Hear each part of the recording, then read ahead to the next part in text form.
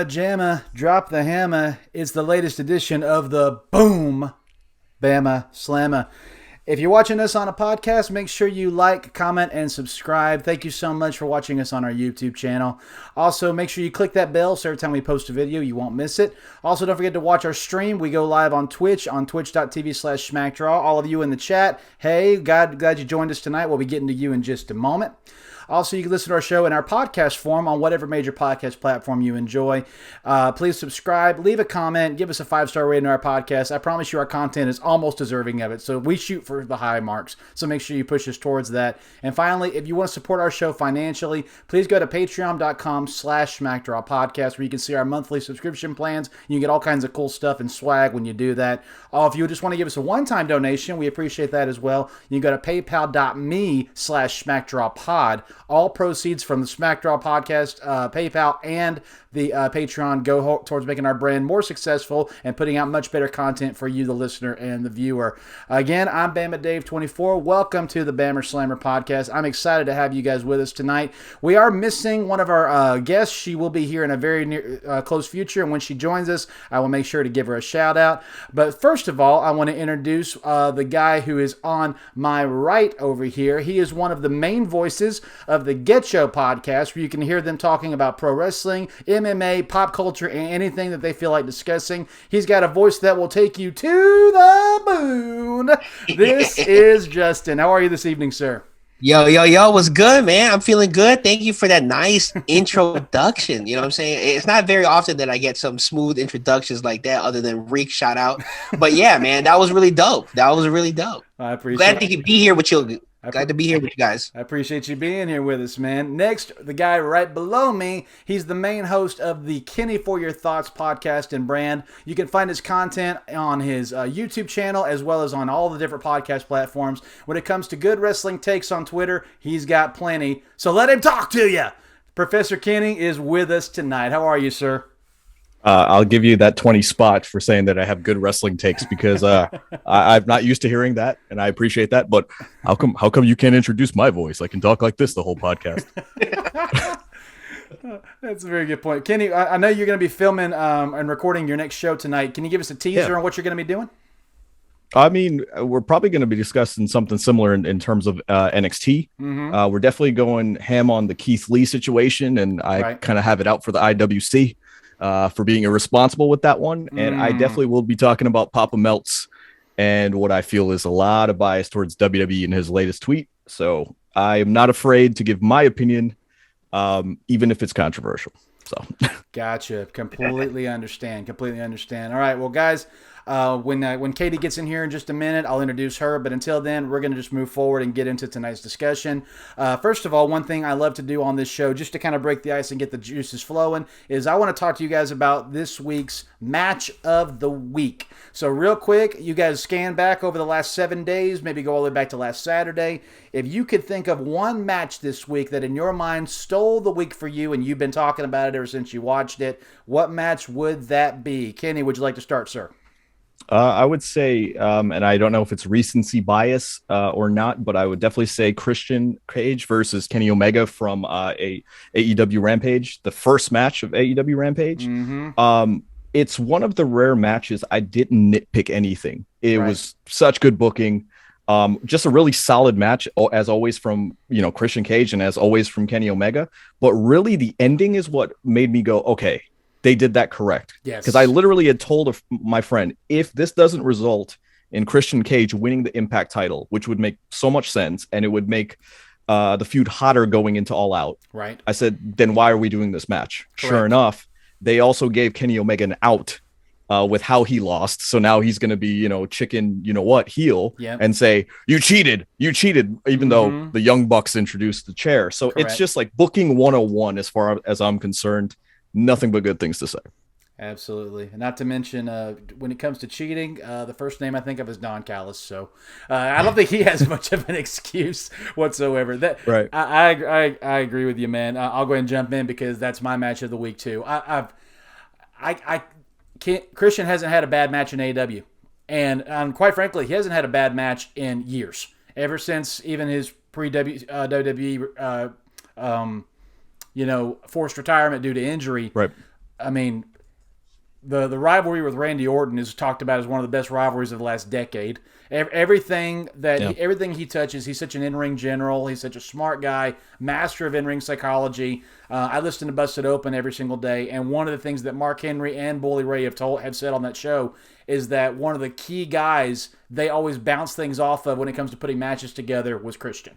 And so if Christian is that smart, I was so excited when AEW got him. I know everybody was expecting a bigger name. Trust me, AEW needed Christian, and he's doing a great job. And I agree with you, man. Watching that match was just so beautiful. I said it on Twitter. It's the best Kenny match I've seen. Because thanks, man. I appreciate that. Yeah, absolutely. For you as well. The people that listen to me talk or see anything on Twitter that I post, I don't like Kenny Omega at all. But when he wrestles guys like Christian, he figures out how to do things a little bit better. So I appreciate that. Justin, your match of the week was? It's hard, man. I have to definitely, I was spitting and swallowing everything about Kenny Omega and Christian. I mean, everything about their match. Huh? Need some scouts? With some scouts? Yeah, for sure. The thing is, like, I actually thought that the trios match on AEW Dynamite was actually my favorite match up until Rampage in that first match. Only because, like you guys said, the storytelling. Mm-hmm. It was kind of new school and old school, So I really like that. And then the pop at the end, how he got the title. It kind of only forelongs the story about how he's going to lose these titles. Right. Yeah, I mean, there's enough said. I mean, you guys kind of filled that void. But yeah, I definitely thought that was the match of the week for sure. All right, for sure. And when Katie gets in here, we'll ask her opinion. But now, guys, who was the best on the stick this week? Promo of the week. Who stole the show? Who made the whole audience rebuttal? Who got you out of your seat clapping and going, wow, that was great? Kenny, back to you. Promo of the week was? John Cena. Because he definitely showed that, like, you don't have to be scripted and you can just kind of go with the flow.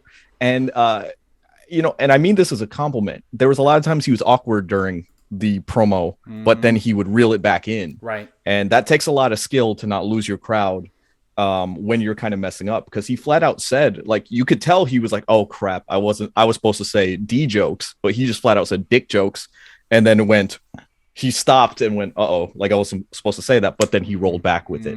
I think he is really giving Roman Reigns a run for his money and forcing him to kind of step up and saying, okay, now you're better than you were in October. I think it was 2017. Correct. So I'm going to give you more, but you got to meet me up there too. Right. Absolutely. Right. Justin, promo of the week. I got to say, yeah, well, that whole segment to me was like really, really, really, like, that was like the most hype promo in a while from two top guys going at it. The thing is, like, I agree definitely with the John Cena, how he kind of caught himself early, and he kind of let Roman go ahead and get all his thoughts before he kind of like reset in his mind. Okay, I got to come back and say something, because he's coming out and saying something that's on a different level. But in a way, he was kind of testing Roman to see, okay, if you're really this good, let me see if you can top what I'm trying to do. And it kind of showed, like, the thing is, like, the missionary joke, it was last week. You got to come with something different. And I understand the Nikki Bella thing, but giving missionary to Nikki Bella, why is that bad? I don't understand why was it such a because you're only concerned about yourself. It's bad for Nikki Bella is what he said. That's what he was saying. Right. It's the same old, he's saying Nikki wants to change it up. You see what I'm saying? I feel you, but like, yeah. But the missionary joke, I didn't think that was too much of a pop, like how a lot of pop people thought it was, just because he said that joke already. Right. And I thought they gave space for Cena to kind of like reset and think of something better for him to say. So yeah, I thought that was definitely a test to see where promo is, or where Roman is promo wise. Right. Yeah, I almost went with that, but then I kept looking and going, wait a minute, which one impacted me? Which one actually made my wheels turn more? And guys, it's Seth Rollins. His promo really made me stop for a second and go, there's a lot of truth in what he's saying right now. And I expected that video package to be like all of Edge's bad moments and how Seth did things better. But no, they played every big moment Edge has had, and then they played how Seth's moment was better or bigger. Yeah, and at the end of that, I'm like, wait a second, Seth is not lying about any of this, and not only that, Seth is 15 years junior on Edge, and this match is already I've already circled this as match of the night, probably before it's all said and done, and I am fully anticipating what the result of this is going to be, because we've all seen the teasers that Seth wants a shot at Roman, which is interesting to me because they're both in the positions they're in. So how that match goes could set up the next 3 to 4 months as we get towards Survivor Series. So yeah. I'm very intrigued to what's going to happen with this Seth versus Edge match. And honestly, quite frankly, I don't know who's going to win, and I love it because that's what you want in a match. I hate going in knowing what's going to happen, and so that is a complete coin flip to me. So I'm looking forward to it. Now, the best heels, in my opinion, are ones who are correct. Yep, and they're the ones that are absolutely correct. And Seth Rollins basically saying, the line I remember from that was he's saying, "How egotistical is it that Edge called me Edge Light?" Mm-hmm. That's what he thinks about himself. Yep, and it's like, wow, that's absolutely correct, 100%. And it almost, I think the best storylines almost make us the heels for cheering what should be the bad guy, and the bad guy has these valid points, and they're getting jaded through the process. Truth. So I think you're correct in saying that'll be match of the night. And I think this is cool that, like, this, even that promo where it's like, well, here's what Seth Rollins did better. Mm-hmm. It's just showing like we're passing the torch to Seth Rollins. Yes. Which they desperately need to do. 100%. 100%. All right, guys. Now I want to do a fun segment that I love to do in here called Underrated and Overrated. So I've got 5 statements here, and since we're talking about NXT tonight, all 5 of these statements are very heavy in NXT legend and folklore. And so I'm going to ask you guys the statement, and then you weigh in on what you think. First of all, the short yet memorable career of Paige. Overrated or underrated?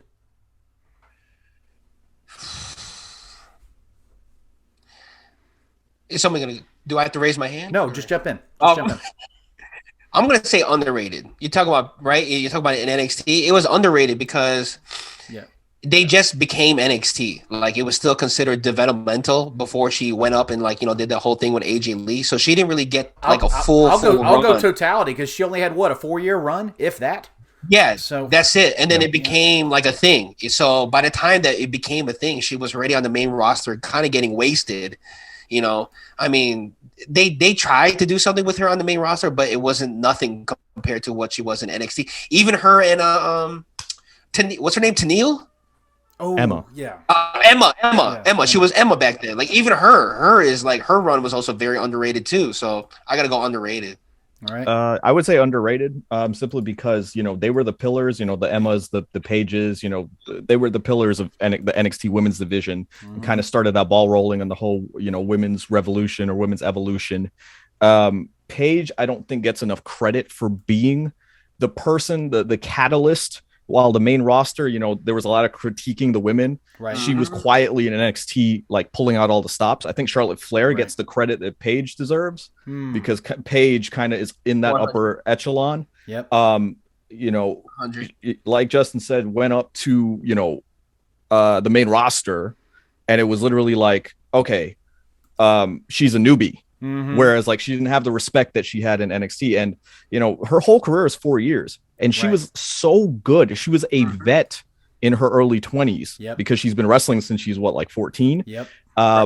Yeah, definitely underrated. I think we'll look back, if she never wrestles again, and go, what could have been, and wow, look what we had and we didn't realize. I mean, she came up and was just hung with AJ Lee, who was like the hottest main roster woman for a while. Yep.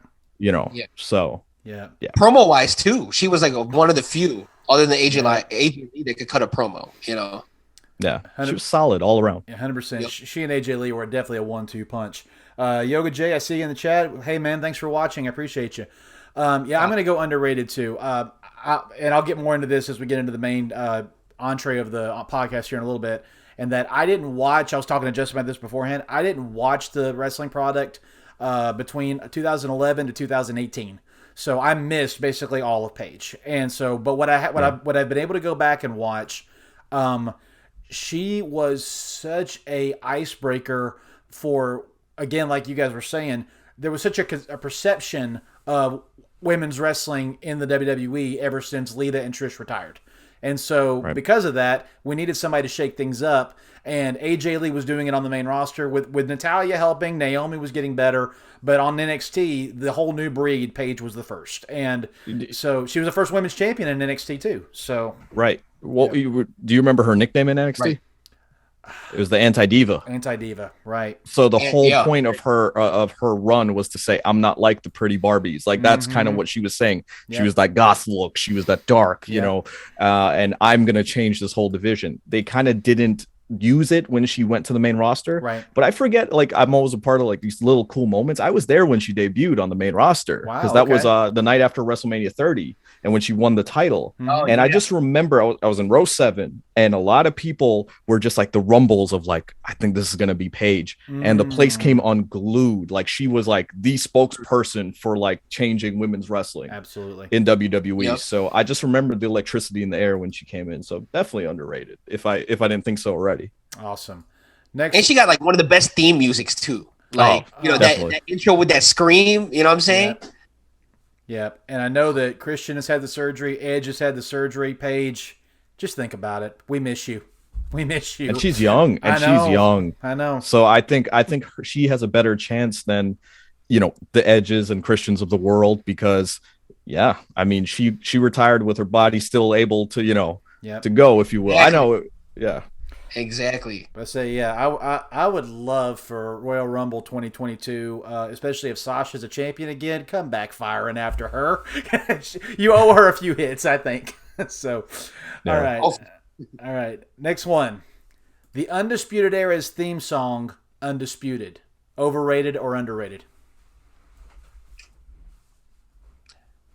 I'll go again first. I think it's right there. It's not nearly like it's not underrated or overrated. It's like it's just fine. It fits them. It fits them. I was gonna say the same thing. I was like, I can't really give it an over under. I think it's right where it belongs. It had no business being as good as it was, but it's definitely like that true. NWO type vibe to it. You know what I mean? Where Yep. it's like you can, you know, not to say they were NWO light at all, but you know, it's got that vibe of like, wow, like I know who that is. That's the theme song. Right. And yeah. So I don't really have an opinion on that. I don't think it's either. I'm gonna go underrated because it really almost feels like that that they sat down with the three of them and said, what can we create that fits you guys perfectly? And it really does. I mean, correct me if I'm wrong. Did Adam Cole has always done the boom, right? Has that always been him, or was that created in NXT? I'm not as familiar with Adam Cole on the indies as much as most people, so I can't really give that answer. But I don't think he did the boom. No, I think he did. I think he did the Adam Cole baby like stuff, yeah, you he's know, always with the done that. like that. But like, I don't think he did the boom. But someone in the chat can definitely correct us if we're wrong here. So I think the boom was part of the song. Right. I think he. They added that in. Yes. While he walked. Also, which makes sense. Yeah, which makes yeah, sense. I think 100%. he added it. Literally, it said boom, so he just started doing the like. Right. Yeah, and then for Thunder Boom, which is his new one, they kept it, and I think Yes. I think Kenny was it you said they took Undisputed Era and his old theme and meshed them, and now it's That's what I was gonna call attention to because I wanted everyone's opinion on that because I feel that's an underrated song. Yes. It's not the best in the world, but it's like it's because people are thinking about the Undisputed Era song that they're not giving this song enough credit because this is Right. definitely his indie song. Something was it Something About You and Undisputed like mixed together. yes, Yeah. And I'm like, it I love fits it. him perfectly. I love it. You I know. love it. All right, and I can't wait. Well, if he goes to AEW, we won't hear it, but I'm looking forward to when we do hear it eventually. Next one. MSK's current 129-day reign as the NXT Tag Team Champions. Underrated or overrated? 129 days they've been champs. Overrated. Overrated. Okay. You know what? To be honest, they haven't been on enough to me even say anything. You know what I'm saying? Like, But that's why it's overrated. That's why it's Why are overrated. they're the champions? They've had one defense, maybe two. because they got the title. One defense, maybe two that I can think of. But that's why I think Yeah. the hardcore NXT fans are kind of shitting on this because they're like they got pushed to the moon. They got the titles, and then now it's nothing. So it's like, what are we doing here? Right. Right. So I think I like them. Like I personally don't have a problem with MSK, but I understand the hate for MSK. Mm-hmm. Yeah. Yeah, I'm going to say overrated too. I don't hate MSK, but like I told another couple guys on the show, they're not the Hardy Boys. You know, they're missing that it factor. They're missing, and I know what it is. It's in-ring psychology. That's what they're missing, and they need to. I wish I cared more about them. I wish I had more moments where, you know, instead of waiting to do this cool push moonsault thing I'm going to do, I'd rather see you get the tar beat out of you, and I care about you. You know, that's just my personal take on this thing. So yeah, I think they're definitely overrated, and I think they're about to lose the titles. Honestly, next one. The CWC as the COVID era home for NXT. Overrated or underrated? I mean, I'm gonna have to go underrated. Only because, I mean, where can they go? You know, I mean, they had to make something for the conditions that it was in.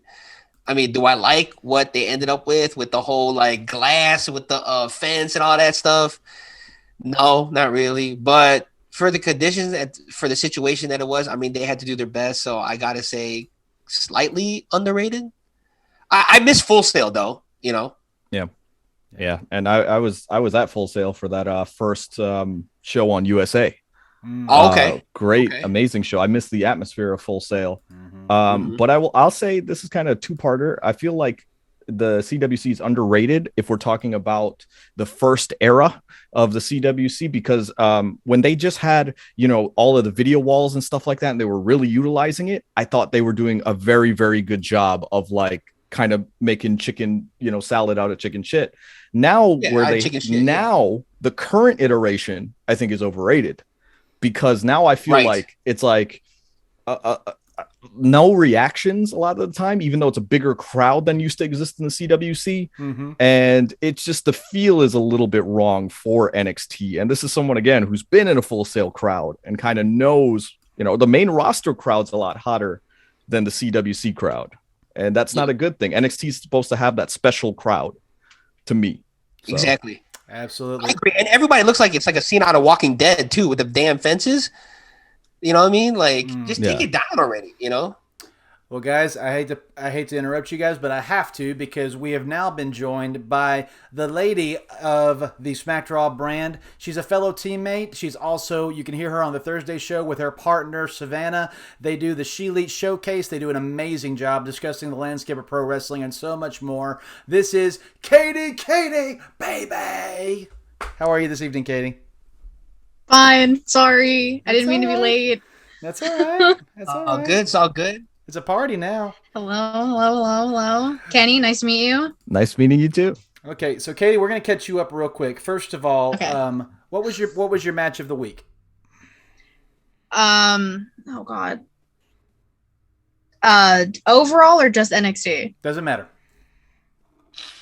Britt versus Red Velvet Rampage. Oh, you were in the house for that, right? I was in the crowd. That's true. Britt's reaction. Yeah, that's that alone made it incredible. Okay, I want to ask this because Katie has a good gauge on this. Katie, is Britt Baker a heel anymore?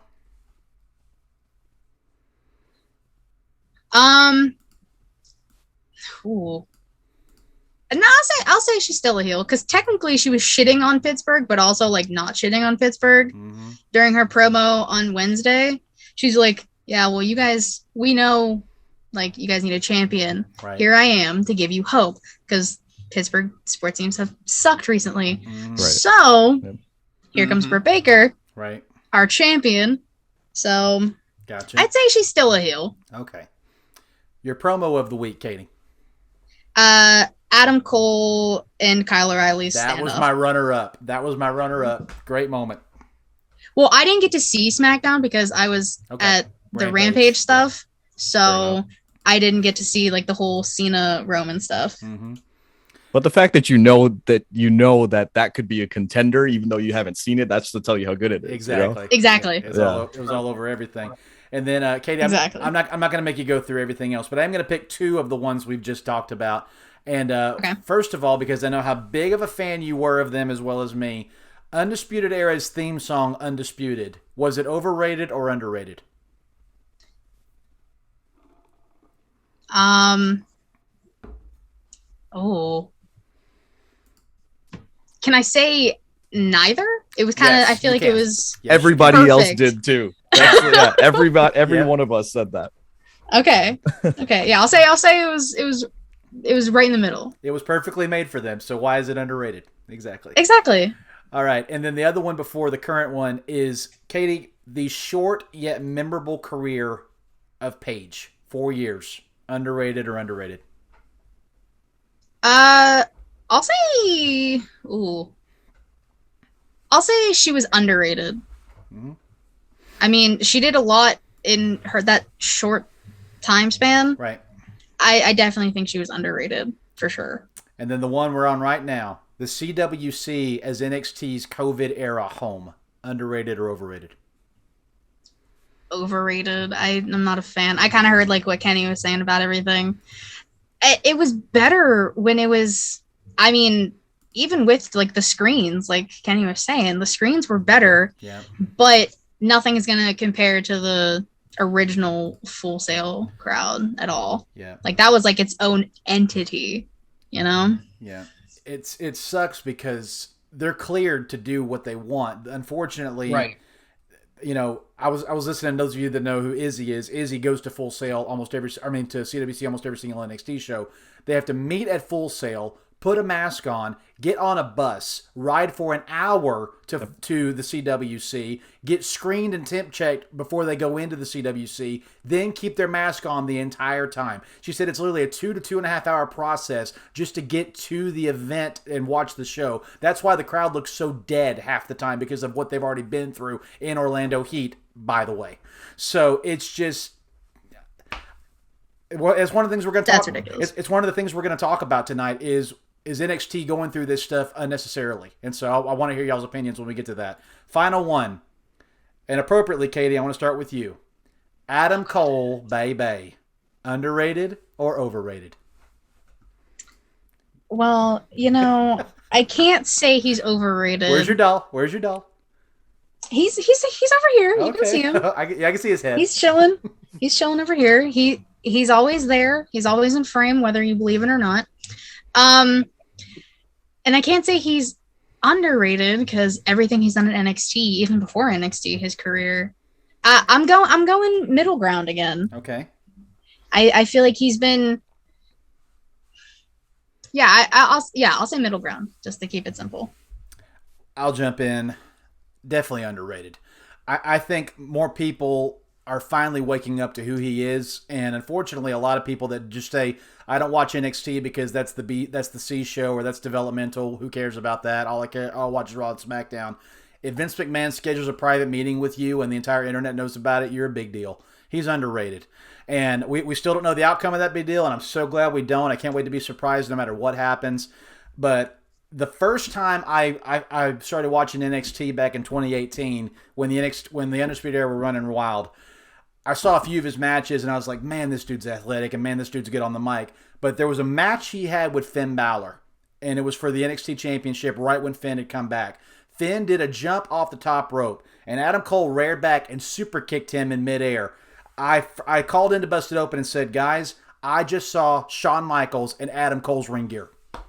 It literally, it was like an out-of-body experience. I said, this dude is going to catch HBK's mantle and run with it if somebody would just let him have the push and do what he wants to do and what he's capable of doing. I fully believe if people will get behind him and let him be what he can be, he could easily steal the show at WrestleMania someday. But again, we're fixing to get into why that could be some problems with that. But seriously, I have not felt for a wrestler the way I felt about Shawn Michaels until I saw Adam Cole. So he's extremely underrated for me. Justin, Kenny, whoever wants to go next, go ahead. So I think now Shawn Michaels is my favorite wrestler, so those are big shoes. Me to too, fill. buddy. Me too. Yeah. Same, So same. I got kind of probably a controversial answer. I always feel like he's either underrated or overrated based on who you ask. And there's a lot of the crowd who will, I feel, overrate Adam Cole sometimes and say he's, not to sound blasphemous, but like the second coming of Jesus. And I'm like, hold on. I don't think he's there, but that's because he hasn't been given the opportunity yet.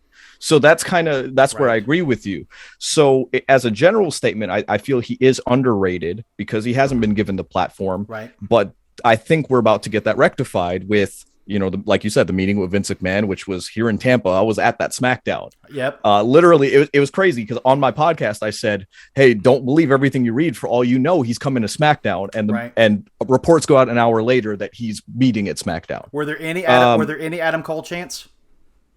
I don't remember any Adam Cole chants. But yeah, as a general statement, Adam Cole has not seen his best work. So yes, severely underrated. And no matter what he does, whether he leaves WWE or, whether he stays, I think the best is yet to come with him. 100%. Baby. 100%. Justin, before you hop in, Matt Ritter said, good grief, there's too much 60 in this room now with Katie here. And then he says he's too small for Vince. Good luck with that. And then Matt Ritter said, have you worn all of those shoes, Justin, or which pair are you on? Yo, I've worn all these. I've worn all of these. You know what I'm saying? Justin, is Adam Cole underrated or overrated? I think he's right there. I think he's right there. I mean, there's been kind of like what Katie and Kenny had said, and you said, he's been given opportunities, to showcase what he can really do outside of NXT, right, and showcase why a lot of people kind of have him high ranking. He had the. I think he was the only survivor. I think he was the only NXT person to have a singles match with Pete Dunne at Survivor Series in Chicago, and that was the only singles title match. And I gotta say, even though Chicago is mostly a hardcore wrestling crowd, they couldn't get into that match, and it took the super kick to the face to do it. Yep. And that doesn't mean that they weren't into Adam Cole, maybe because the whole thing with NXT and stuff. But then Adam Cole had that match with Daniel Bryan on SmackDown. And then he showcased that he can hang with somebody at a higher level. And then Seth Rollins on Raw. And then then you see he carried the feuds on NXT. So he's given opportunities. And I think you said, we'll see if he wants to cash in on this $1 million contract and see if he's actually going to ride and try to be that modern day HBK. You know what I'm saying? Right. He'll end up on Playgirl just like HBK did. Who knows? I don't think Britt will allow that, but we'll see. Hey, they can do it together. They can have a couple snaps. I'm down with that. I'm down with that. Oh my gosh. That's undisputed. Shock the system, That would definitely shock the system. All right. Well, guys, let's move into the main meat of what we're going to talk about tonight, and that is simply what I'm calling the rise and fall of NXT. Now, I actually had somebody comment on Twitter and going, but NXT is still around. They haven't closed it down yet. It hasn't fallen. That's not what I'm talking about. I'm talking about the perception. I'm talking about the way it's viewed, not just by the fans and not just by NXT fans, but by the WWE itself. There has been a legitimate shift in perception on NXT, especially over the last few months. We've all felt it. We've all seen it. And when we get there, we'll talk about it. But let's just go back to the very beginning and just talk our way through it. NXT was created in 2010. In February 2010, wrestlers from FCW were competing to earn their spots on Raw and SmackDown on a reality show where they had coaches from the main roster helping them. I did not watch this era. I started to, and then I thought it was hokey. I didn't understand it, so I went back and kept watching the plugs for Raw and SmackDown. You guys go ahead and spend a moment on it. Did y'all watch it? What did you think about the initial birth of NXT? I was there for the second season, the first episode. I was actually in attendance, and we were all like, "What in the hell is this?" Because it was not good for a live crowd. Mm-hmm. It was very hokey, very cheesy.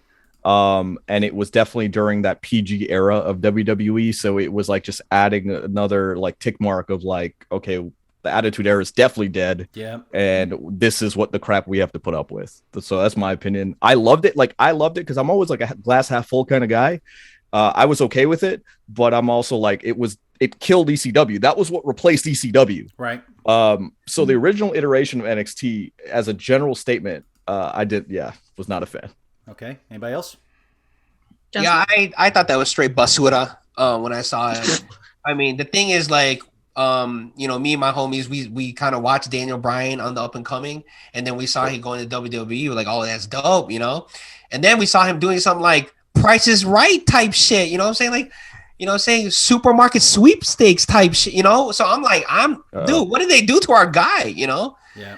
And then and then he got fired, and we're like, man, good for him. I hope he goes back to Ring of Honor, So yeah, obviously, so during that time, I stopped watching when it was like that contestant show type, you know. Kenny, you still there, buddy? My camera lit out, so okay. I'll have to fix that. That's okay. At least we still got you. Yeah, it was funny, Katie. Before you go, I was watching a documentary on this, just trying to get some extra notes for tonight, and it said Daniel Punk learning under his coach, The Miz, and I'm like, shouldn't those have been reversed? What the crap? Right? Why is Daniel Bryan learning from anybody? He's the best. So for that one, I'll defend because they did that on purpose. Like they definitely were trying to say he needs to fit the WWE mold, and that was the whole thing. I see that. So they were doing it on purpose to rile people up. Of like, he's supposed to be like he shouldn't be the Miz's rookie. But the Miz was almost like, no, you need to learn the WWE way. You don't even have a catchphrase. Look at you, indie darling. Yeah. In hindsight, I think it was actually a good thing because think about Daniel Bryan's whole his WWE career fleshed out. Yeah. You think it was because of his work rate, or was it because of yes? It literally, the Miz was correct, ironically enough, that he needed the character work to be able to transcend that. So yeah. Katie, go ahead. So I remember like watching this era of NXT, and as a person who loves trashy reality like Jersey Shore and shit like that, I loved it. And like especially when they got like to the women's season, because I love women's wrestling. It was the best one in my opinion too. So it really was. I mean, the names on there.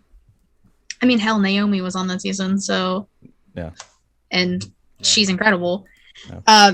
So it was hokey. It was kind of trash, but it like fit the PG era, which like I get. Right. I don't know. I'm kind of indifferent about it because it helped a lot of people, like a lot of careers. I mean, we got the Nexus out of that, and like that shit blew up. And like I said, Naomi, and like there's been so many people. AJ Lee, yeah, exactly. Caitlyn. So there was a lot of people. So we got good names out of it, and we got superstars out of it.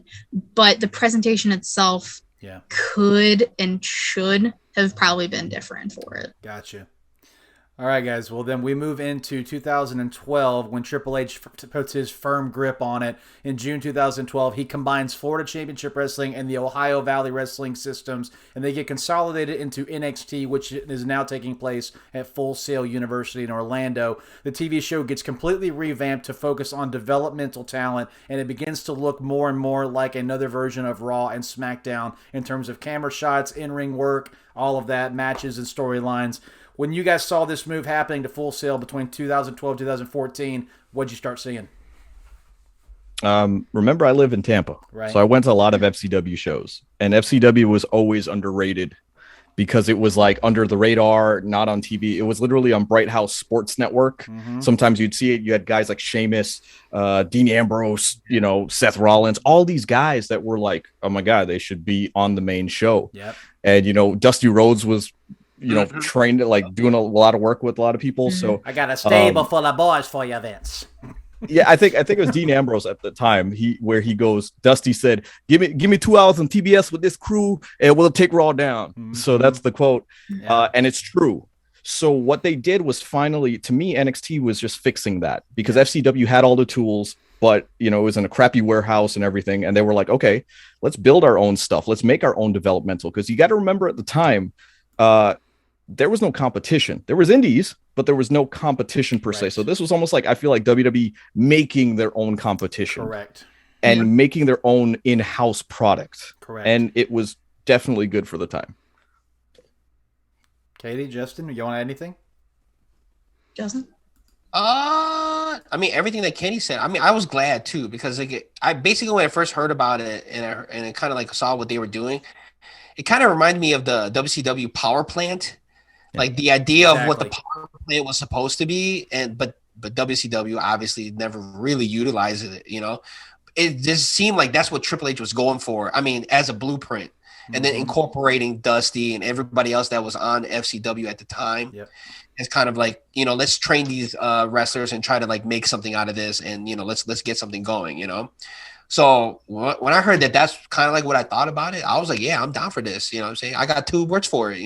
100%, because when Triple H came over to WWE, he had been a product of the power plant in WCW. Exactly. I love his story talking about how he was that guy that he was the first person there when it was open. He was the last person there when they closed it, and he didn't care if he had 100 dark matches. He wanted to learn from everybody, and so when Florida Championship Wrestling and Ohio Valley Wrestling were consolidated, it was so quickly to go, we're going to create that here in some shape or form. But the thing that made it different was the power plant was never shown on television. NXT became that. So that was really cool and unique to see. We are going to have our performance center to train everybody, but we're going to immediately put them on television and let them show what they're learning in front of everybody. Katie, do you want to add anything? No, I'm going to agree with everything Kenny said. One thing I want to add, though, Full Sail. One thing, you're talking about power plant and training and stuff like that. Something people don't think about. Full Sail University is like a video production university, right? So everybody shooting that show was a student of Full Sail University. So even they were getting training. So basically, Triple H might say, hey, look, you're good. We like what you're doing. You make this entrance look good. Why don't you come work for us? So everything was developmental, which is why the feel was so different.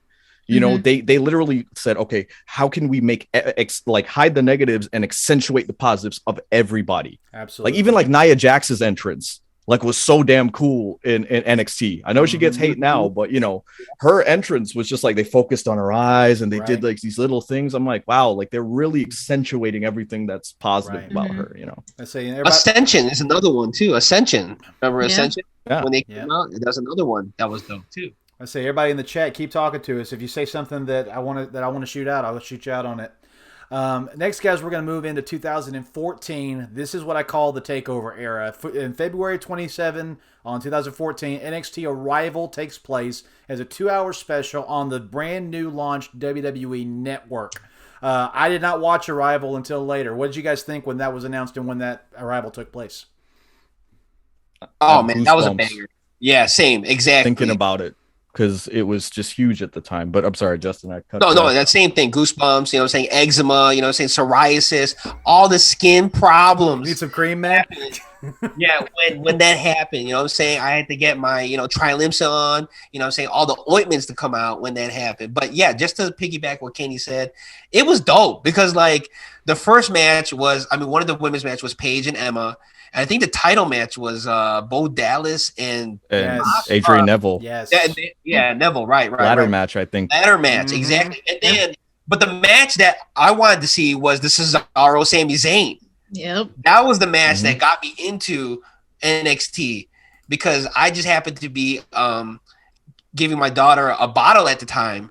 And, remember old school Hulu? It would be on Raw and they'll show you the next WWE thing. Yep. Next thing happened to be NXT, and I'm like, oh man, I don't want to watch this thing again because I'm thinking about the contestant show. And then all of a sudden, I see Summer Rae. I'm like, oh my, what the hell? And I'm like, yo, she can wrestle. Yep. And ever since then, that's when I got hooked. You know what I'm saying? Yeah. So that's what I'm saying. Everybody get a kid, feed them their bottle, watch wrestling, and that's how you get hooked. There you go. I'm good, thanks. I actually did that for a takeover in 2017. That's a different story for a different day. My newborn daughter, I actually stayed up with her all night while my ex was, obviously, in bed. Yeah. And we watched the Takeover Orlando. And it's like a fond memory I have of NXT takeovers. Yeah. That's what, Katie, I'm telling you, see, look at me and Katie. We got with babies. I have nieces. I don't need any of my own right now. Thank you. Hey, look, but we didn't have to go through the childbirth aspects, okay? So there's a little bit. You can't just. There's a difference here. Yeah, there's a huge difference. Jesus. That's true. Yeah, Rico over here says, I come in to check out the show and y'all are talking about newborns and not NXT. What the heck? Well, hold on, let's tie it back together. Because at the time, NXT was like a newborn. Yes. It was cultivated and trained. And it's toddler. Exactly. Thank you. Fast forward, May 2014, the first NXT takeover takes place. Talk about that. Yeah, I forgot that technically is NXT Arrival, so that wasn't a takeover technically. Yeah, you just made me realize that. Yeah. So takeover, that first takeover, was that the one with the Fatal 4-Way? I believe so. Yes. Okay. Yeah. So it was good. It was cool to know, as a wrestling fan, right, bluntly, that for all the Raws and SmackDowns, you have to put up with that crap. You know, you wanted the Attitude Era back, that you had a stop every month at a takeover to be like, okay, this is what made me a wrestling fan. This is like, you know, makes my blood, you know, these stories course through my sense. body. It was for us, because when I say us, I mean anybody who's listening or watching this show. You're not a normal wrestling fan, because you wouldn't watch other people talk about wrestling unless you were a hardcore fan. Correct. So that NXT was for us. Yep. That type of fan. So 100%. I gotta say that fatal 4-way match is like one of the best matches that doesn't really get talked about, and it's all 4 horsewomen all in one match. You know what I'm saying? And like it's funny because like you watch that women's division too, right? At that era in 2014, it's like how could you watch Raw and SmackDown after watching NXT? You know what I'm saying? Like it's just like it's so hard. And then the other thing too was that I think at that era, that's when Hideo Itami, Owens, and Finn Balor first came up. And so, and that was like another thing that they were just adding on to this like great roster already. So like, you know, that was just a great feeling. I might watch that after this. But they also came in like they were like, okay, like WWE had always been like, people come in and here's this rookie, here's this newcomer. They were coming in like, you know who they are, you know their backstory. This is a new heel or whatever in the territory, and they've now made their mark at NXT. It was the first time very little about them, if anything, was changed, even their names. Right, and it was like the first time that it was like, okay, we know who this. We know this is Kenta. We know this is Prince Devitt. We know, you know, Kevin. We know Kevin Steen. You know, so it's like it was cool. It was a really cool era. And don't forget Enzo and Cass. Enzo and Cass at the time. Enzo, nobody could touch them. Untouchable. Untouchable. Yeah. Let's forget about all the allegations and all that bullshit. You know, for a moment at that time, they were hyped. They were hyped. I mean, Enzo and Cass were like one of the reasons I watched NXT every week back then. Like, constantly, like, and like even thinking about when they made their main roster debut. The fact that the entire crowd could do that long ass intro with Enzo, and then I was there for that too. Of course you were. I feel like you're there for everything cool, dude. Absolutely. I know. That's why I said that on someone else's podcast where I'm like, every time we're talking about Moment, I'm like, I was in the crowd for that. And it's like, I have to take a step back and go like, how great, like, I'm so grateful. You're a blessed man. Yeah, for being there. Because you're right. Enzo and Cass, forget anything personal life or whatever you want to bring up. At the time, it was like, holy crap, these are like, you know, I would compare them to like the New Age Outlaws and DX and stuff like that, where they just had the crowd 100%. Like as soon as they came out. 100%. Yeah, they were certified G's and bona fide studs. Absolutely. You can't teach that, you know. So check this out. So then we move forward. We move forward 1 year. March 2015, NXT leaves Florida for the first time after doing their circuit. They go up to August 2015 to take over Brooklyn, selling out the Barclays Center, which nobody expected they would do. And then in December 2015, NXT leaves the U.S. and goes and does take over London, which nobody thought that would happen either. By 2016, NXT was doing 200 shows per year in the U.S. and overseas, as well as beginning to birth the NXT UK brand. I mean, it just became a phenomenon in less than a year and a half's time. It was absolutely incredible to see that happening. So there's a little something I want to talk about because you missed it, but that's because it was so underground. What I mean by that is there's a pivotal moment where I feel like NXT took the next step, and it wasn't televised. So I went to WrestleMania 31 in California. Oh yeah, thank you. They were in San Jose University Friday night, and it was literally the precursor to the WrestleMania takeover, right? Because the feel, the atmosphere was so different at the time. Just to call attention to it, Hideo Itami hadn't done the GTS yet. Yep. Right. And it was the first time he launches Tyler Breeze and he hits it. And I'm not exaggerating when I say it. I've been to WrestleMania. I've been to the Royal Rumble. I was at Double or Nothing this year. I've been in major crowds. That might have been the loudest pop I've ever heard. Wow. When he nailed Tyler Breeze with that GTS. Wow. Because it was definitely the hardcore fans going, oh, wow, we have Kenta here. And he's actually allowed to do a move. Remember, this is when we were all missing CM Punk. Yes. And then, anyway, so that happens. again, remember, this is California time. I had flown in from Florida. Long story short, the show went till 2 a.m. Why? The rumor was that Vince McMahon liked the energy so much that he said, keep the shit going. Wow. Keep it going. We'll pay whatever needs to be paid because we cannot stop this atmosphere right now. So remember, again, Eastern time, that was like 5:30 in the morning for me. Wow. And it was electric. I have pictures. I was third row. Believe me when I say that was the moment that I know the higher ups went, we have something here. Yes. 100%. This is our brand. 100%. Yeah. In the gap after that, we see all these major stars. We see Drew McIntyre come back, and then we see the Undisputed Era make their way in with Roddy Strong coming in first, and then Adam, Bobby, and Kyle coming in soon after he did. We see the factions begin to form. Sanity becomes a big deal. All of this stuff starts happening. We see the call-ups. The 4 horsewomen are up. They're making the revolution happen on the main roster. And then October 2019. First of all, in August 20th of 2019, it was announced NXT will be moving to the USA Network off the WWE Network. They'll get 2 hours of full television time. It will start on Wednesday, September 18th, 2019. Conveniently, the same time frame AEW is about to go live in less than 2 weeks after that. And then AEW did debut on Wednesday, October the 2nd, 2019. Before we go further, what was y'all's reaction when you heard the news NXT is going to take SmackDown's place on USA, but not on Tuesdays, on Wednesdays, at the same time AEW is going to be on? Damn. I was going to say, I keep speaking first, so I was going to let somebody else go.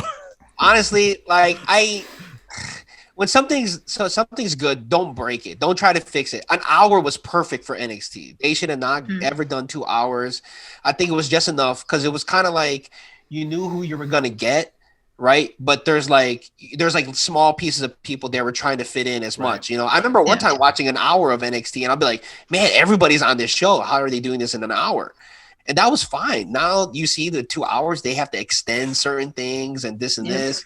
And I understand it's USA, they got to get their money's worth or whatever. But the 2 hours for me was like, I had a feeling that was going to kill it for them. Not the other show that was on a different channel. Yeah. I mean, if it ain't broke, don't fix it. NXT on the network, which fuck Peacock, network is superior. That's a different conversation. But having NXT on the network and it only being an hour, like I remember there was a time span where I missed like a few months of NXT. I went back. I binged it all in like 2 days. It was just so easy and so convenient. And the fact, like Justin said, it was an hour. Mm-hmm. You literally could do so much in an hour. Yep. And I get it. You want to make it the same time frame as AEW and like try and compete and all of that. But if you had an hour, we knew what would be coming next week. We knew storylines would continue that way. And like they kind of like left you on the edge of your seat a little bit. So you really wanted to come back the next week and watch. Right. Having 2 hours is like, I get it, but you should have stuck with an hour at least. Like putting it on USA, that's fine. I don't have an issue with that. Because like you're getting the name out there more because NXT was still kind of just like, well, if you watch it on the network, then like you're good. Like you're in this little tight knit group. So having it on USA, you get your name out there more, but at what cost? Yeah, right. Because USA is losing SmackDown to Fox, and that happened. That happened a month later as well. So they said, well, we're not gonna take the full 2 hours away. We'll give you back your 2 hours, and we'll give it to you in the form of NXT. I started watching the build up to that, and they would give you, let's say there were 5 storylines happening, you would see about 3 per week. So there'd be two that took a break. So when I come back next week, those 2 are the 2 I'm definitely going to see. Mm-hmm. So if you're really invested, you would see that.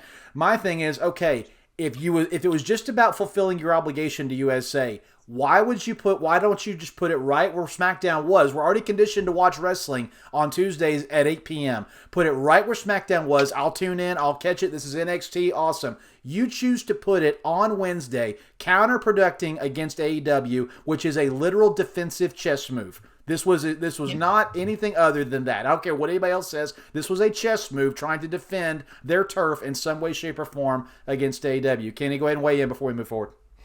So a lot of times when your favorite brand's a little underground, you get proud to tell people about it, and you kind of like go around and say, here's their CD, go listen to them, that sort of thing. Right. I felt like NXT moving to USA was like them getting signed to a major record label and you going, now the whole formula is going to change. Yeah. And it was the underground movement is gone. Like when Metallica went mainstream.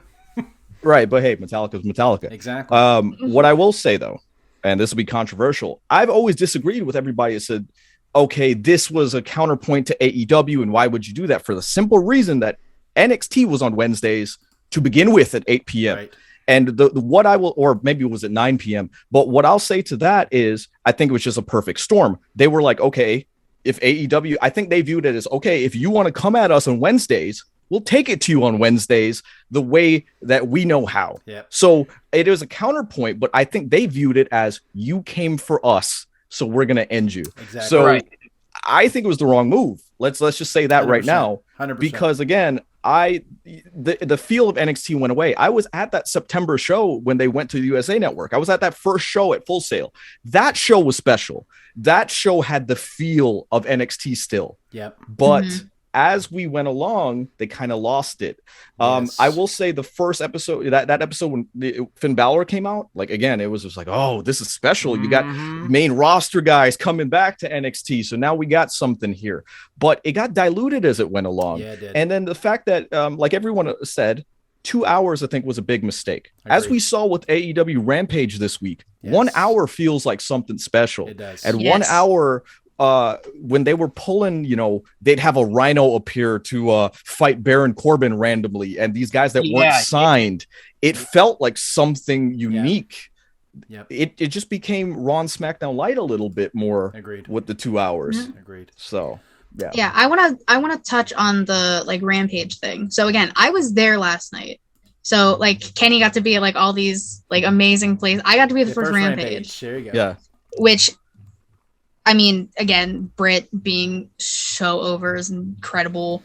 Like her parents were in the front row of the section I was in, standing the whole time, showing their daughter love, which I loved seeing. But mind you, there was 2 hours of Dark matches right before. So they shot the entirety of Dark, which the matches on Dark were incredible. The only time I actually watch Dark and Dark Elevation is if I'm there, I will say. As an AEW lover, it's just too much for me to watch, which is why I end up like watching YouTube video and just getting results for my show.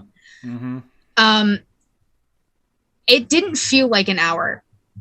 Like having Kenny and Christian being the first match and having Christian win, the crowd went crazy. Like that's the main reason why like my voice is shot today, Right. Because I had a feeling it was happening, but seeing it happen was just like, holy shit, like this just happened. Kenny got dethroned for the first time he got pinned in like X amount of days and lost, and seeing that, getting to see Fuego get a contract, which was 100% a shoot. He didn't know it was coming, and having his best friend Sammy give it to him. Yeah. And just everything they did for Rampage, especially the ending, having Jamie Hayter come out, attack Chris Statlander and Red Velvet, and be Britt's henchwoman, basically. Yep. Great. Now you are excited to see what happens next week for Rampage. Absolutely. Or hell, even what happens for next week on Dynamite. Absolutely. I think they're doing a good idea. Oh, what's up? I'm sorry, I'll let you finish your point, but then I'll. Oh no. Okay. I think it's smart that they're not just doing specific storylines for Rampage. They're kind of bleeding them in and out, like they're intertwining. Correct. So I think it's smart how they're doing that. Yep. I'm gonna get a lot of hate for this one. I loved AEW Rampage. Let me say that for a fact. AEW Rampage does not compare to what NXT felt like when it first came out. True. Absolutely. And that I just because we're on the theme of NXT, I want to let people know that are listening. Yes, that Arian, are like, this is an NXT show, not an AW show, but I'm letting Katie right. here do And what I want to say is, like, as good as Rampage was, and everyone getting goosebumps, times that by 10 for what NXT felt like, because it was under the WWE umbrella. It was like the parent who wouldn't let you go out all of a sudden just unleashed you. You know what I mean? Yeah. It was like, this is a WWE brand. Yes. There's no way this should be happening. Right. And so it just felt so different. And I'm so grateful for AEW. I want to say that, but it's just, NXT, it's sad to see where it's kind of gone, because it at one time had a feel that was more exciting, arguably, than AEW even. Right. 100%. Yeah, I mean, they're definitely not comparable like that. Like you said, NXT was like, holy shit, like this is like the gem that we've been wanting and needing for WWE, especially. Right. It's definitely not the same at all. Right. I just, comparing the hour aspect is the main comparison about it. 100%. So guys, this is the biggest thing I wanted to get to. So then the war starts happening. We go back and forth. The ratings start happening. Of course, because of everything we've just said, AEW begins to kick NXT's butt week in, week out for over several months. NXT, I think, in the fall of 2019 only had one win in the ratings that entire time. NXT then, because of a flight delay in Saudi Arabia, invades SmackDown on November 1st, 2019, which is one of the best episodes of SmackDown in recent memory. This builds to a triple branded Survivor Series, in which that night they would win 4 out of the 7 matches, establishing them as not only a third brand, the dominant third brand in the WWE. This is the moment, I'll just say, guys, personally, that I got excited, because now this underground movement is getting mainstream attention, and they are putting the hammer to SmackDown and to Raw, showing we are here, we're here to stay, we are not just a developmental brand, we have athletes that can compete and hang with anybody on the main roster. Then Charlotte Flair wins the 2020 Women's Royal Rumble. She could have gone after Bayley on SmackDown, or she could have gone after Becky on Raw. She picks Rhea Ripley and goes after the NXT Women's Championship at TakeOver Portland, and then she faces Rhea Ripley on the stage of WrestleMania 36. And then in April, so when that happens, the journalists keep saying NXT is just developmental, but the main roster and NXT press are saying it's a legitimate third brand, and that the titles and the brands should be held as equal, until April 2021. NXT moves from Wednesday to Tuesdays after getting resoundingly beaten by AEW after losing in TV ratings for over 18 months. So saying all of that, guys, did you have any energy or good feeling about what was happening with NXT in that late 2019 to early 2020 run they were having? Yeah. You have to. They were definitely getting the shot in the arm, and it was just like, like maybe AEW might be in trouble here, because they're building it to be this third brand. And the reason I was shaking my head when you were mentioning Rhea Ripley versus Charlotte Flair, that was supposed to be at Raymond James. Yes. So, 15 minutes away from my house. So I was supposed to see that match, and we didn't get to see it. And I think, to me, if there's like, I've had to pinpoint something, that is the pandemic ruined NXT. It ruined it a lot more than people will give it credit for, because they were trying to build a perception, but you can't build a perception when you're in a warehouse with no fans. Right. So now when you got Rhea Ripley coming out at Raymond James Stadium, I mean, she came out at 37 this year, obviously.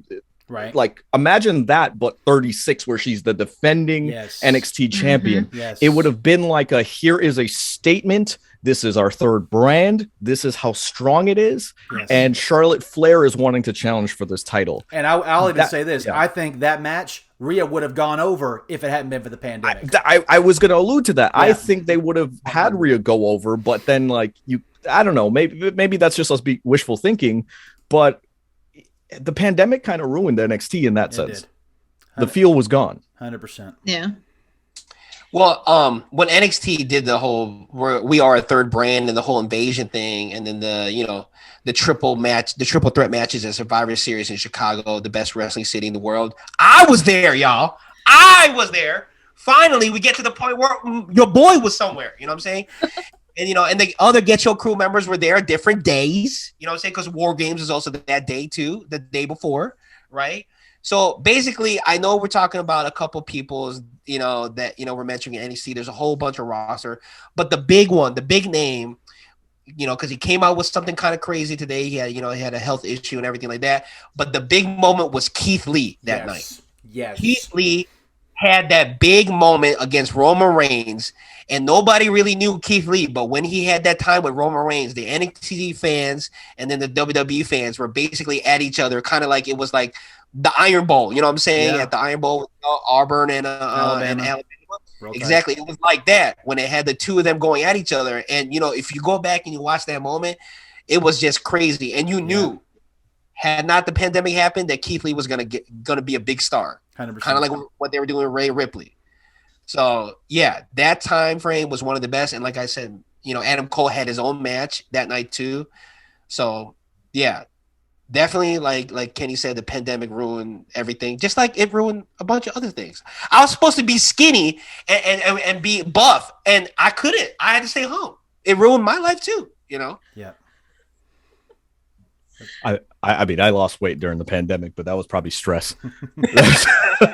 Yeah, for sure. Well, I'm trying to get swole like my guy Reek. What's up, Reek? I say, Kenny, I know you got to dish out real quick, but give me your closing thoughts on all of this in terms of, you said the pandemic, now that NXT's moved over to Tuesdays, what are you sensing is happening with NXT? Charlotte's not, let me just preface it. Charlotte is no longer counting the NXT title in her number. She went from a 13 down to an 11. Karrion Kross shows up on Raw with half the entrance he had, getting 50-50 booked when he's undefeated on NXT. Not only that, he's getting zero mention of his story with Samoa Joe, so there's no build for TakeOver on the main roster. And then, as we all know, on August 6th, 15 of our NXT superstars get released in the middle of SmackDown, so everybody cannot even see SmackDown. I was at that again. I was there. I was at SmackDown. My heart's breaking because I'm on Twitter reading that all of these people are getting released while I'm supposed to be enjoying a freaking WWE show at the same time. Heartbreaking. And then the statement gets released. We're going to rebrand NXT. We want bigger, character-driven talents who can headline WrestleMania. No more short people or older people will be signed to NXT. So, Kenny, before you go, close us out. What do you feel about NXT right now? Where do you think it's going? And what do you think the future is going to be? First of all, I have heat with Vince McMahon because you don't want shorter people. You don't want older people. What the hell did I do to you? First, why can't you take me? I'm 32. I'm 5'9", but I got charisma. Right? Come on now. But anyway, I think that this was needed for NXT. And a lot of people don't like, this is me saying like, okay, everybody that was released, I feel for them. Yeah. On a personal level, I do, but I take a step back and I go into business. This is kind of needed.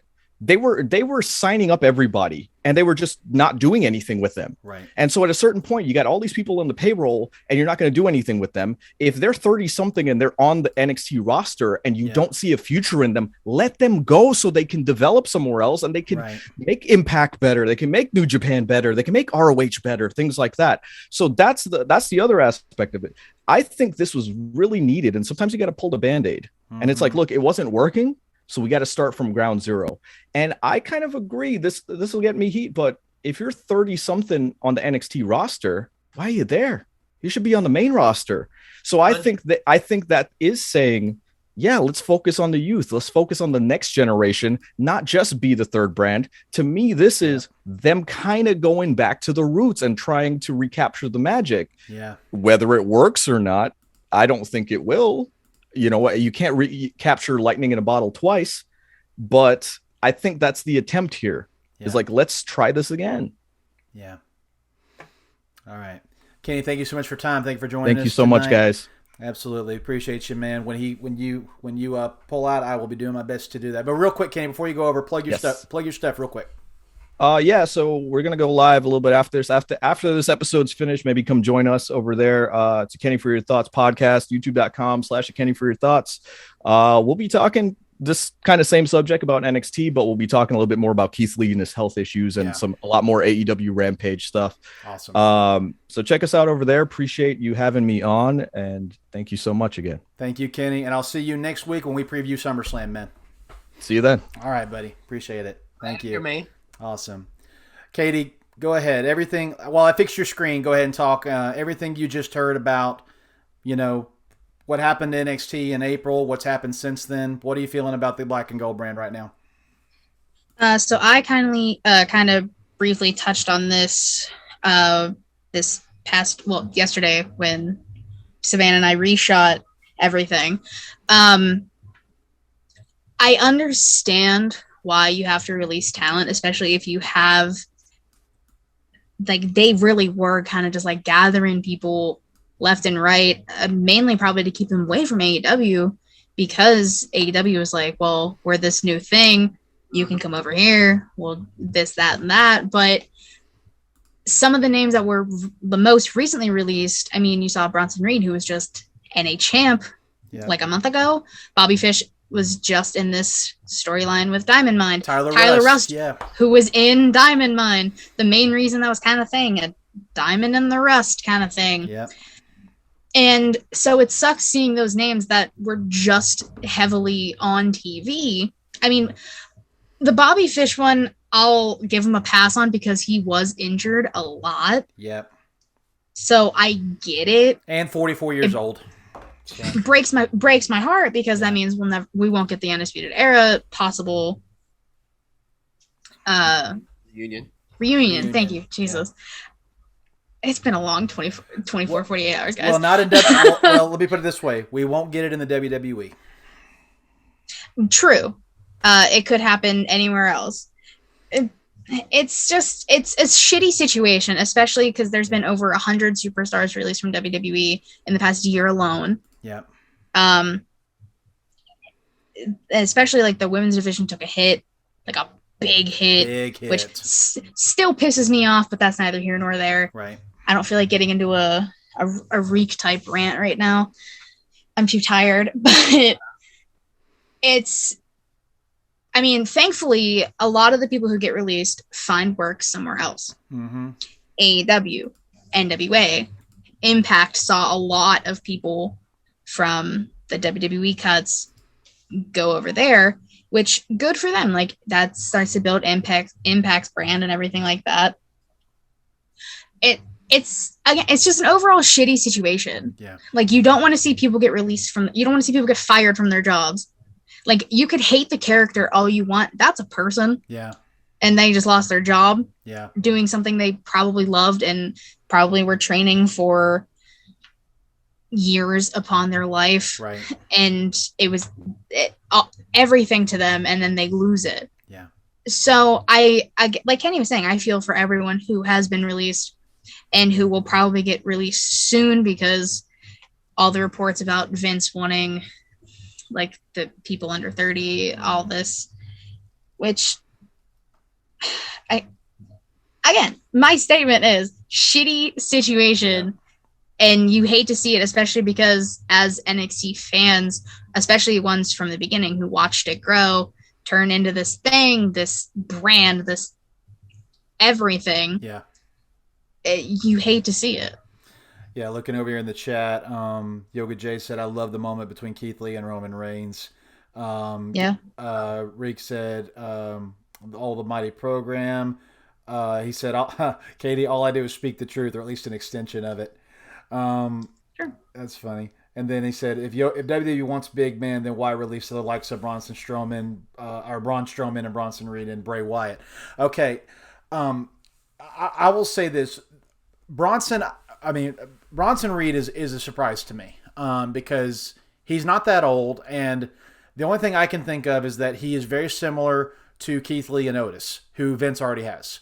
And so there may be a little bit of a too much of a good thing's not good for you kind of feeling. Maybe Vince is like, I got one on SmackDown, I got one on Raw, so I don't need another one. Braun Strowman, for all of his strength and ability, was never a very good promo and not a very athletic worker. He was a good big man, which is funny to me because Vince typically likes those guys. But even big guys like The Big Show and Kane and The Undertaker and even Andre the Giant could work better than Braun Strowman could. So right. I think his contract was a little too rich for Vince's taste compared to what he could do, especially when you bring somebody up like Keith Lee who can literally do about everything. And then you look at Braun Strowman. Why would I keep Braun Strowman when I got Keith Lee? So, I think there's a little bit of that. Bray Wyatt, I'll never understand. And he got released by himself, not in a clump of people.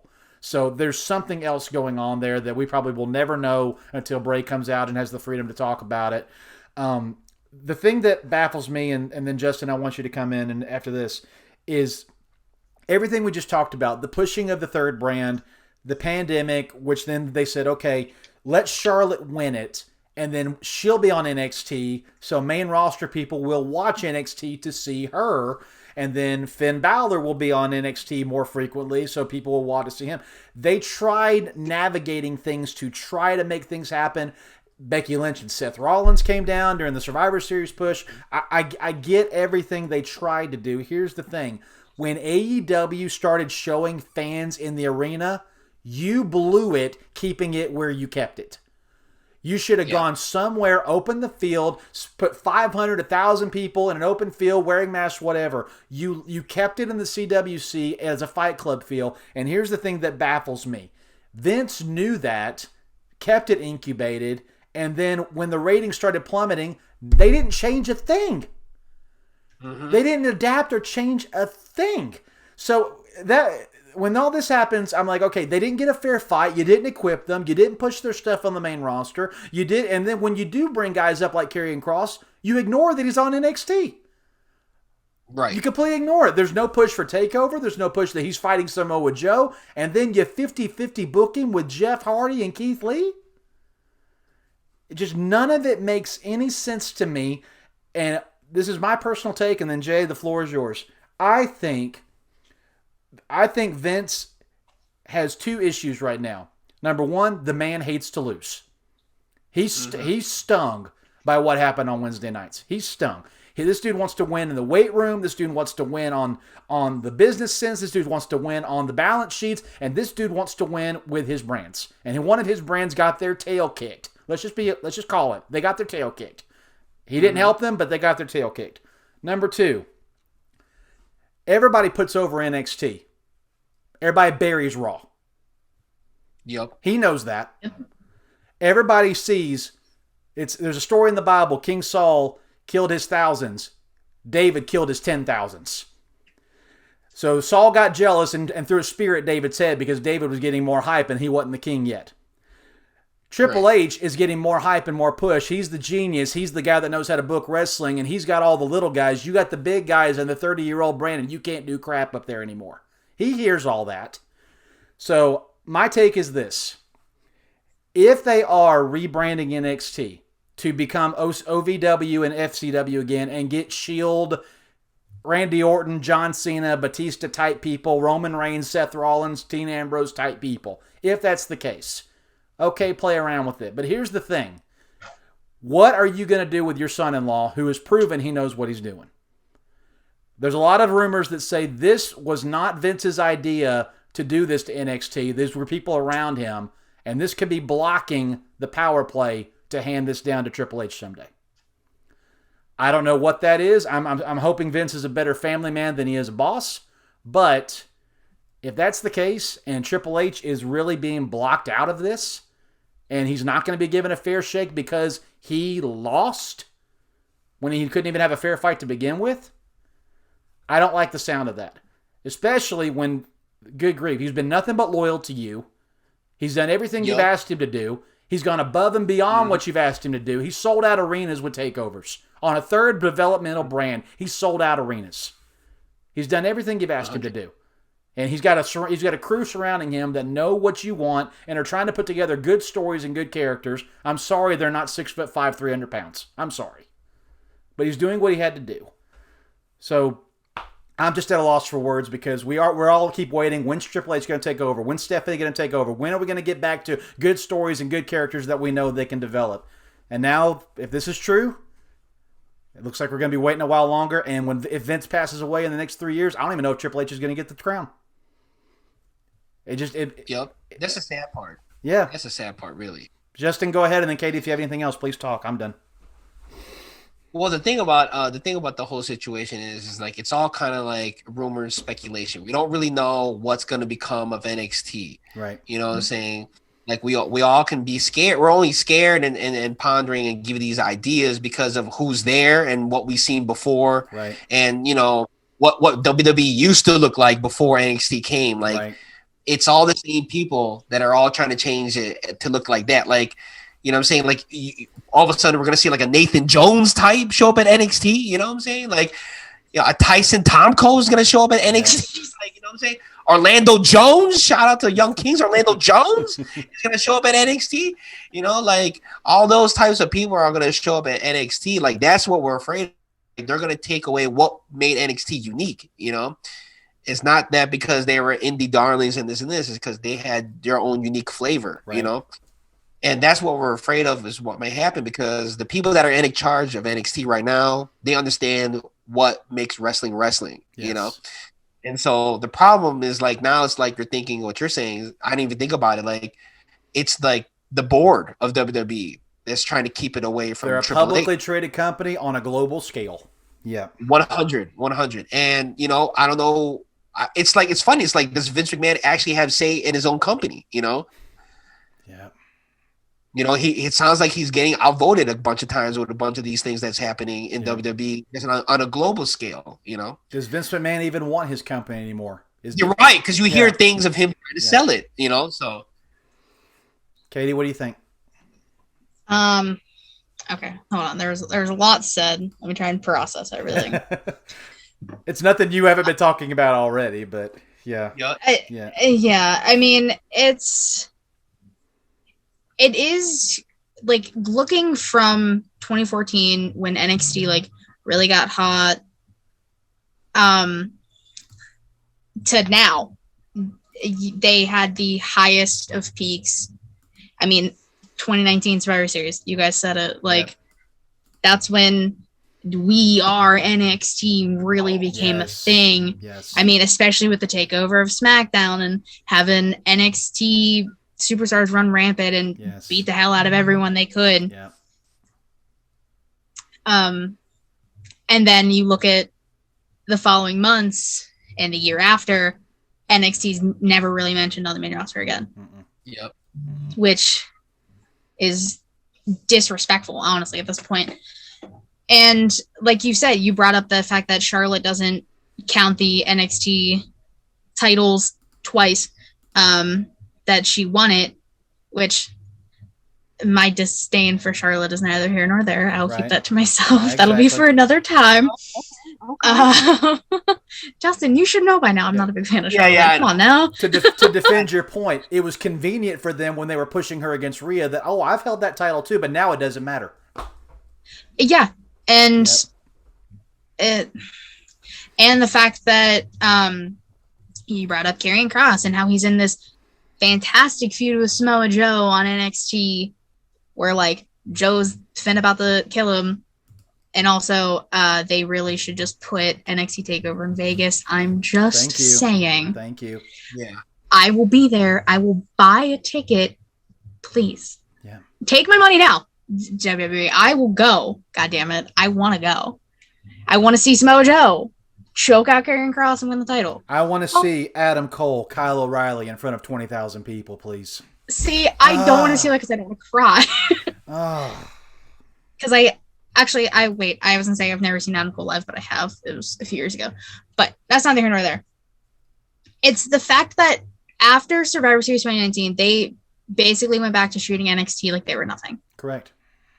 Which impacted them significantly, whether they want to believe it or not. Right. Look at the numbers, look at everything like that, which is crazy because some of the stuff on NXT has been fantastic. Yes. Look at Index. Yes. Key point. Oh yeah. Yes. Yep. Index is real, 100%. Yes. And Shy. It's really heartbreaking to see. It really is. Because you still have fantastic characters like Hit Row and Legado and like I said, The Way, even though they're kind of like slowly breaking apart because especially Candice and Johnny are expecting their first child. Yep.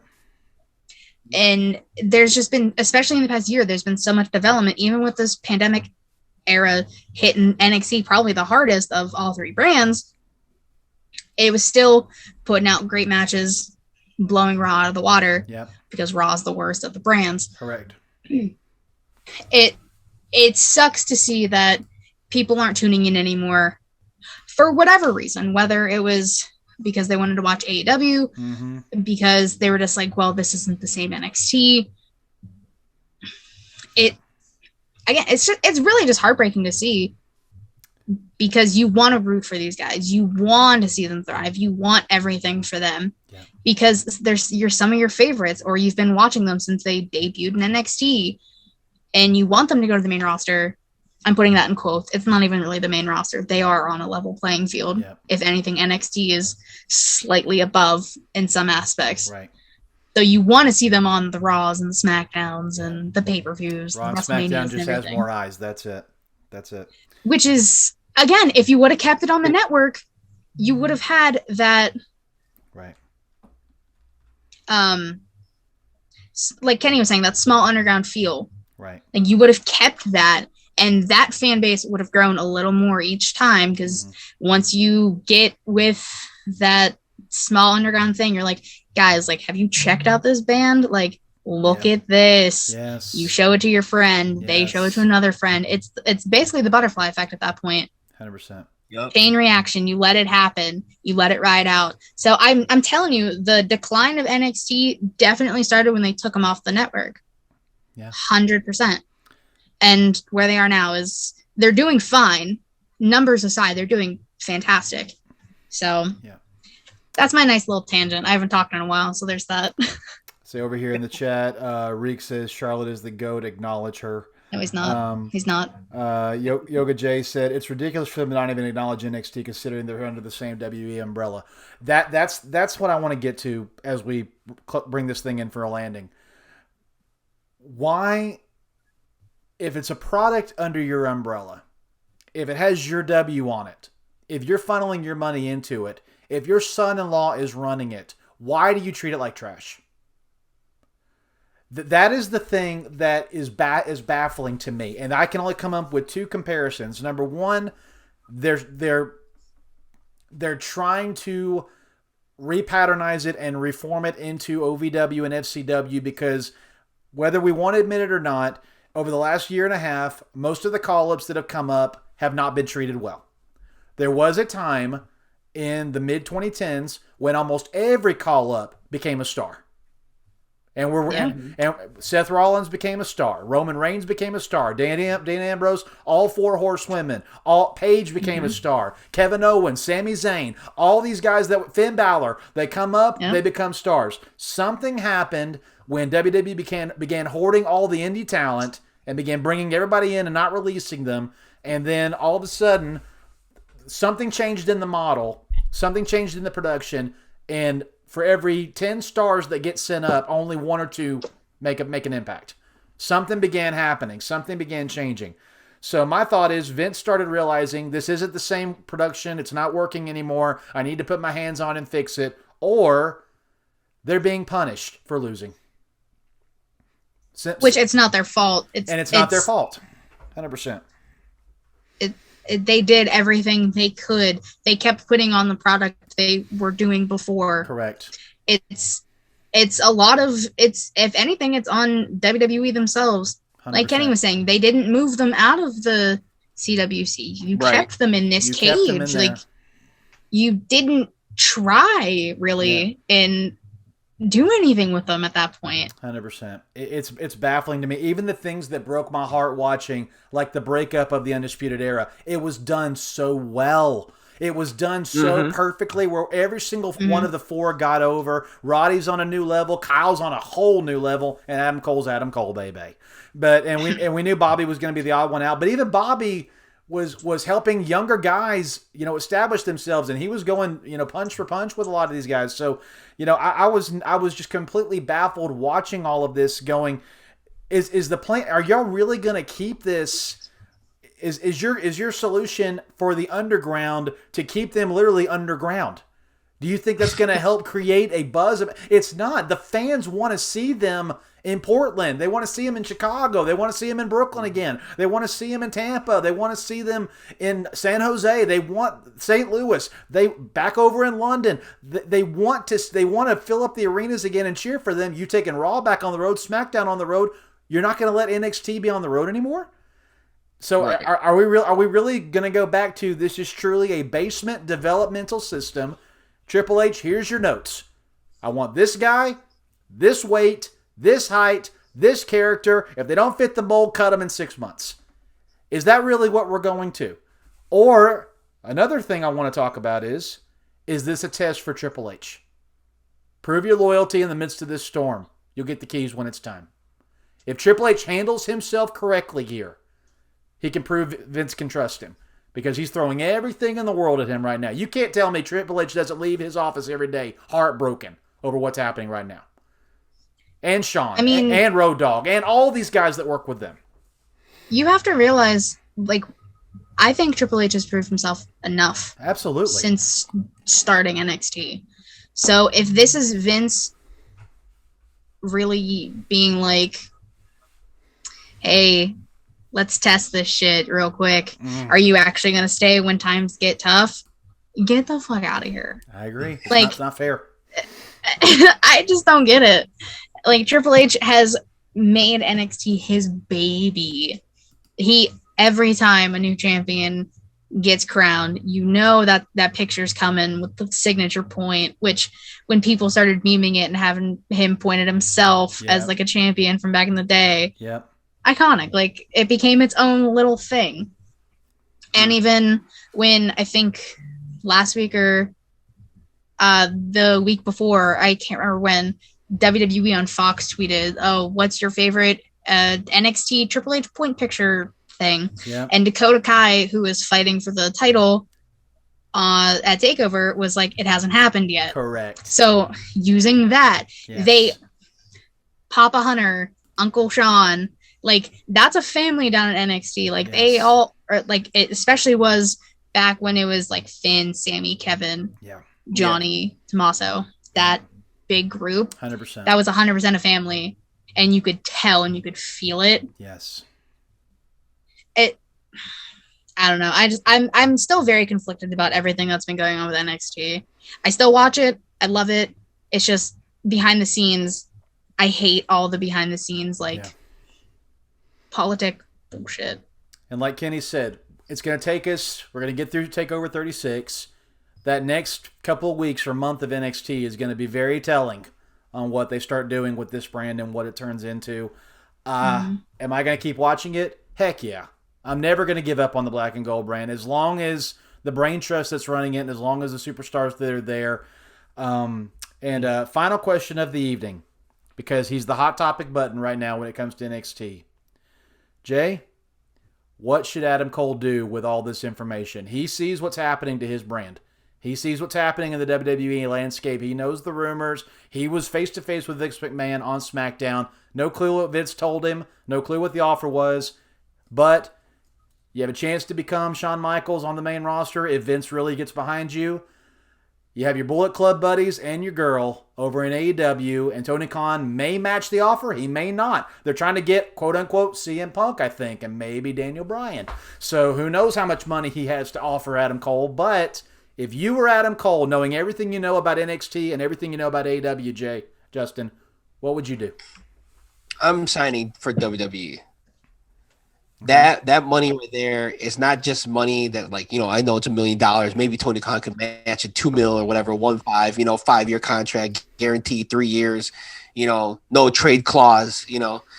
But, like, for everything that WWE is, like, you know, bringing down, and I know it's like a, you know, sour pill to swallow, they have all the advertisement. They have all the eyes. They have all the, you know, all the attention. They're still number one. And they're still number one, regardless of what everybody says. You can't pass that opportunity up going to AEW. You know what I'm saying? You go to AEW, yeah, you're going to see your friends. Yeah, you're going to see your girl. You're going to see, and you're going to get a lot of opportunities. But there's also a lot of people there, you know, I'm going to say it, don't know how to safe wrestle. You know? You know what I mean? They can wrestle. They can do stuff. But safety-wise, I mean, the homeboy from Dash and Wilder, right? Hurt his hand just falling. That was a freak accident. That was a freak accident. That was more so ring crew than I'm saying, you know what I'm saying? I agree with you saying. But I you know what I'm saying? I 100% agree. You know, but then, like, you know, you say you had the table match, right? Oh, where, yeah. what dude almost missed the right? Yeah, no, know what I I'm 100% saying? Like, agree. Yeah, they've there's a lot of you know? moments when I'm like, oh God, somebody's going to the hospital. Yeah, Yeah, and this is you're not. right. I'm not Yeah. talking shit about AEW. I'm not No, talking shit about no, them. I no. like them. You know what I'm saying? But if I'm Adam Cole, that's what I'm looking at. You know what I'm saying? Like, I could build something here, and they're giving me the opportunity to be something. $1 million. That's the most he's ever given. I mean, and he's still young. He's still really young. 32, man. Why not 32? Why not 32? Unbelievable. I mean, and all that you're working with HBK. Who are you gonna be working with in AEW? No offense, Don Callis. Get the fuck out of here, creepy Uncle Don. Stop it. He'll have Mark Henry. No offense to Mark Henry. You know what I'm saying? Who you be working with over there? You know what I'm saying? of his body type, Dean Malenko's the only one I can think of.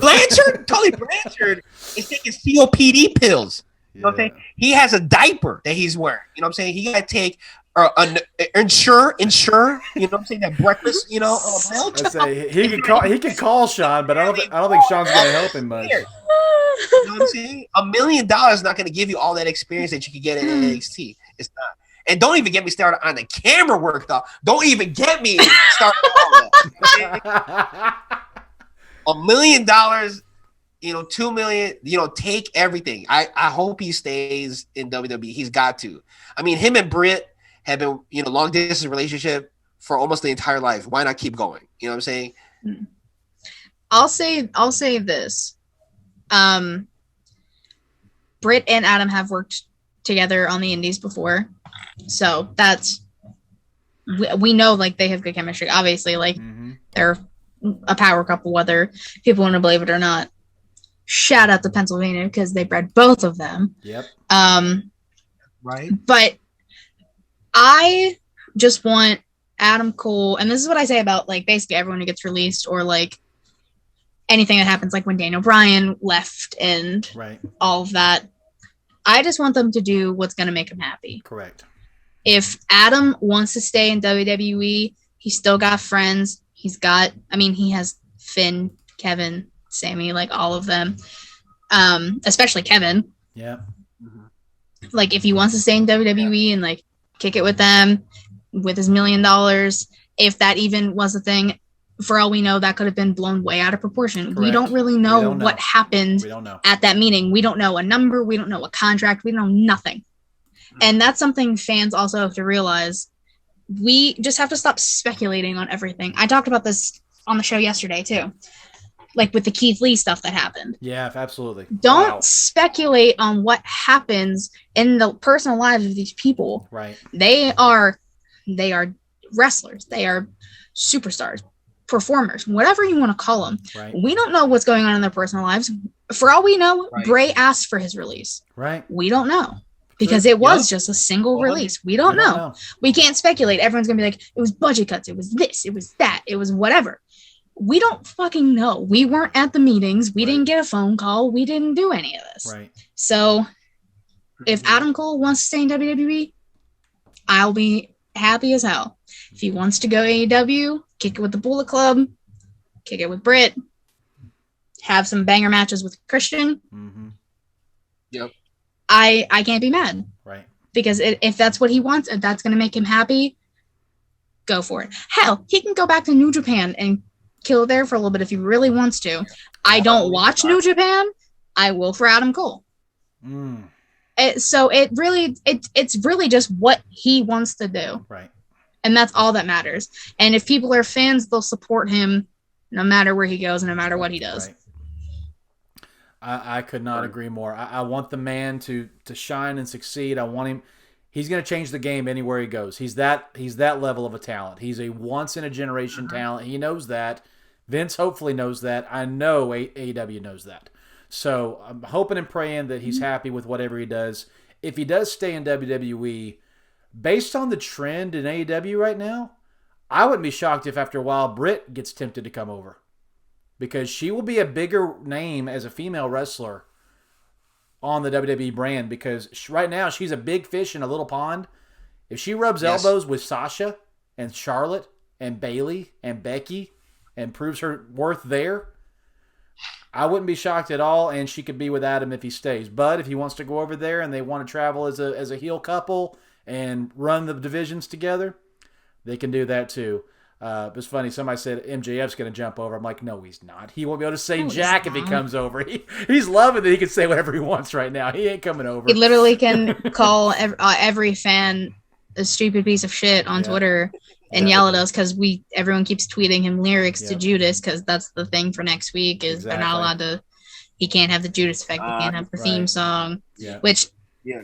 And also, I don't know if you caught it. This isn't AEW, but there's also a major announcement with the Sammy and Shawn Spears match. Mm-hmm. I don't know what that is. I saw the advertisements for it last night again, and it caught my attention. Right. But that's neither here nor there. I just wanted to bring that up. 100%. Well, I think the big announcement is they're going to have Iron Sheik come out. That's the big How announcement. fucking dare you? Stop it.